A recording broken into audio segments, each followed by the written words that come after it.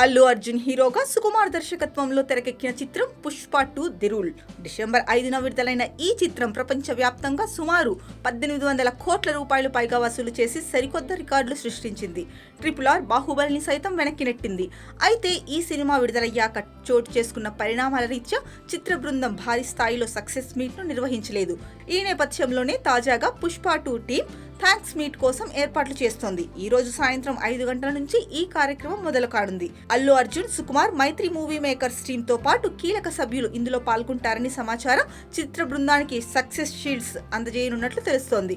అయితే సంధ్య థియేటర్ ఘటన తర్వాత అల్లు అర్జున్ పబ్లిక్ మీటింగ్స్ లో పాల్గొనలేదు. ఇటీవల తండేల్ ప్రీ రిలీజ్ కు అల్లు అర్జున్ వస్తారని టీం ప్రకటించినప్పటికీ అది జరగలేదు.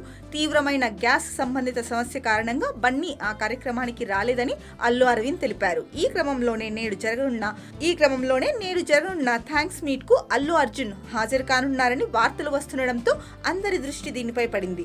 ఒకవేళ వస్తే అల్లు అర్జున్ స్పీచ్ లో ఎలాంటి అంశాలు ప్రస్తావిస్తారా అని సినీ ప్రియులు, అభిమానులు ఎదురు చూస్తున్నారు.